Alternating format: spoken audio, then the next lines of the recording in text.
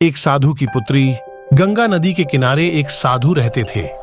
वे न केवल विद्वान थे बल्कि उनके पास जादुई शक्तियां भी थीं।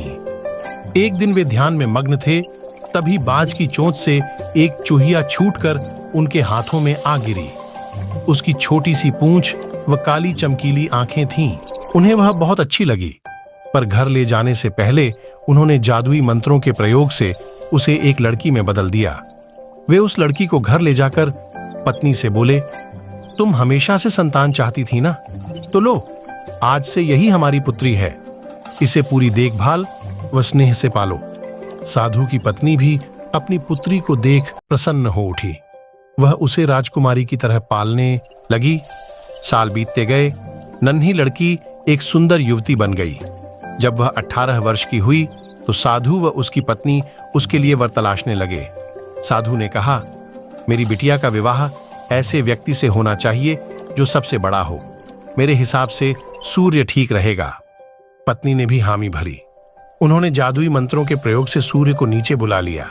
उन्होंने उसे अपनी पुत्री से विवाह करने को कहा, पर पुत्री ने पहले ही ना कर दी। वह बोली, पिताजी, यह तो बहुत गर्म है। मैं उससे विवाह करूंगी जो इससे भी बेहतर हो। साधु निराश हो गए। उन्होंने सूर्य से कहा कि वे ही कोई वर सुझाए। सूर्य ने कहा, बादलों के देवता से बड़ा कौन होगा? उनमें तो मेरी किरणों को भी रोकने की शक्ति है। साधु ने बादलों को नीचे बुलाया व अपनी पुत्री से विवाह करने को कहा, पर इस बार फिर पुत्री ने मना कर दिया। वह बोली, ये तो कितना बदसूरत है, मैं इससे विवाह नहीं कर सकती। साधु ने बादल देवता से कहा कि वही कोई अच्छा वर सुझा दें।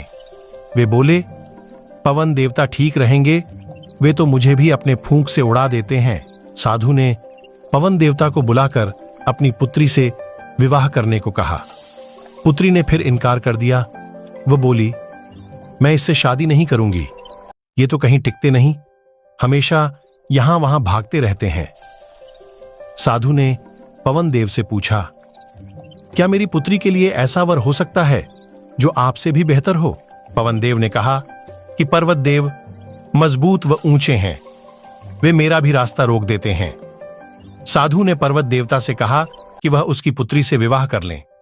पुत्री ने फिर से मना कर दिया। वह बोली, ये तो बहुत लंबे, सख्त व कठोर हैं, मैं इनसे विवाह नहीं कर सकती, इनसे भी कोई बेहतर चाहिए। पर्वत देवता ने चूहे का नाम सुझाया।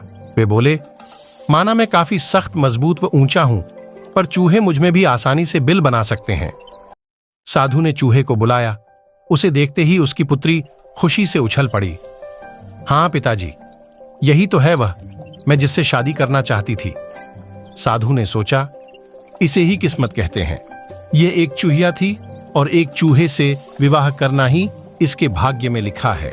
उन्होंने जादुई मंत्रों के प्रभाव से पुत्री को फिर से चूहिया बना दिया। चूहा व चूहिया विवाह करके खुशी खुशी रहने लगे। इस कहानी से यह शिक्षा मिलती है कि कोई भी अपने मूल स्वभाव को नहीं बदल सकता। तो दोस्तों, आपको यह वीडियो कैसा लगा? हम आपके लिए ऐसे और वीडियो लाते रहेंगे और आगे भी लाते रहेंगे। तो भाई, आप लोग कृपया लाइक, शेयर और सब्सक्राइब जरूर करें और कमेंट में अपनी राय जरूर लिखें। धन्यवाद।